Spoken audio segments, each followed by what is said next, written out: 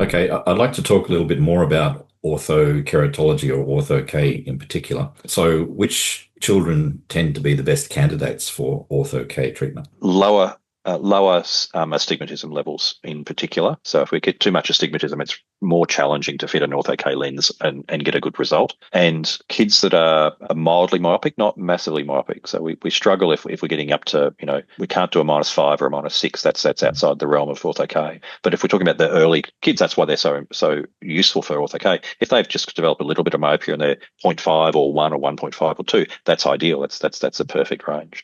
Do parents have any common concerns about Ortho-K that you hear from them? And if so, how do you address them? Yeah, there's concerns about all of them. Like each one of those options that I've talked about, parents are a little worried about it. Ortho-K is no different in that regard. I think the parents are happy in some ways with Ortho-K because they've got control of putting that child to bed, and it's part of the bedroom routine.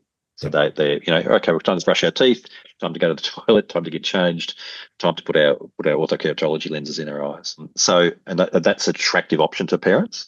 The concern is what are the safety protocols, and we go through those with every contact lens. There's safety protocols as well, Yep. but they're also happier from a risk of loss or damage that they don't have it because those contact lenses stay with them at home and they're taken out in the morning and mum helps to take them out or dad takes them out and they stay at home.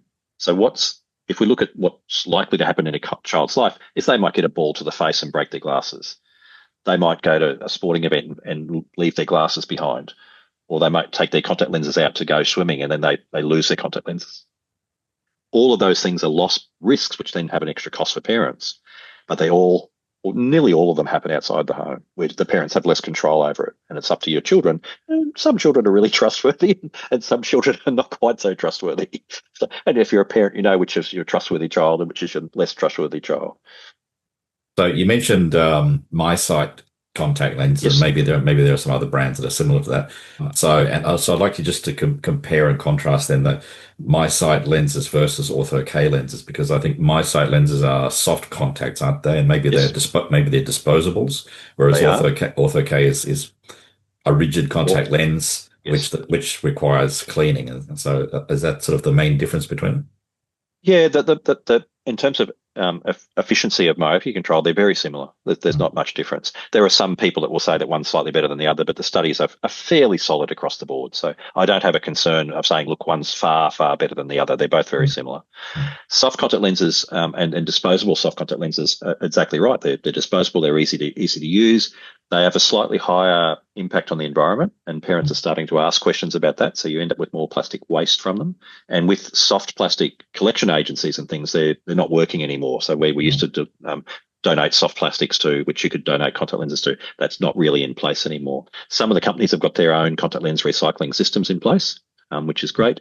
But many companies are going to the point where they're no longer recycling their own contact lenses, but they're putting energy and efforts into recycling plastics from the world environment. So for every kilo of plastic they produce, they're taking it out of the environment. So that's one element. But hygiene wise, if you have dirty hands when you put in a MiSight soft disposable contact lens, then you could get an infection from that, but the risk is low. That's why we always talk about clean hands before we handle contact lenses. Taking a contact lens out, if you don't wash your hands properly, you can get an infection from having a dirty finger getting your contact lens out. Same reason we've talked to kids about washing their hands. But again, parents are involved in that. They're often helping getting their kids ready for school. So they're there making sure that they're doing the right behaviour and washing their hands and putting their lenses in and taking them out. And through the day, is there any higher risk with that? And the answer is the studies show there's no difference in risk from not wearing a contact lens or wearing a daily disposable contact lens. So it's really comparable. So it's safe. If you can keep clean hands, you're a safe person with them. With the hard lenses as well, there's risks with discomfort if the lenses aren't cleaned properly. So because they're a repeat use lens, that's their benefit because there's less environmental degradation from those lenses because they're manufactured and that lens would last you for a year or sometimes longer. And that's really important. And with the orthokeratology lenses, you've got slightly higher care products. So you've got products to clean your contact lenses, you've got products to store your contact lenses in during the day while you're at work or at school, and you've got special protein treatments that get done frequently as well. So each one of those has a cost factor, I suppose, but the hygiene behind using those ones are a gold standard disinfection protocols for hard lenses, and we get far fewer corneal problems from hard lens wearers, even orthokeratology, than we do from soft lens wearers. So the highest risk group out there is extended wear soft lenses, which are lenses that you put in and leave in for days or weeks or months at a time. Those are the highest risk patients. Other daily disposable contact lenses, the risk is almost nil. The risk of the RGP lenses, like the orthokeratology ones, is almost nil.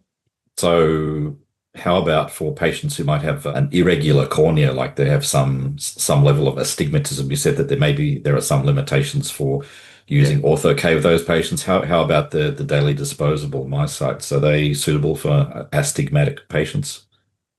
No, the other myopia control ones are not suitable for astigmatic patients. Mm, They mask a little bit of astigmatism, so low levels of astigmatism you can still use your soft right. lenses, but higher levels no. So then we're stuck. Mm, So if you've got, and that's my problem because my eyes, I'm myopic, but I also have astigmatism of equal amounts. So for me, even if I had have had this technology when I was younger, I wouldn't have been able to use it. right.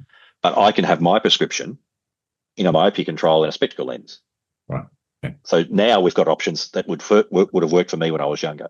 Mm, So those are the things that sometimes dictate us in terms of we don't have all of these options available for every child because some children have got specific prescriptions or eye shapes or what have you that say that one's off the table now because we can't fit your prescription with that treatment plan.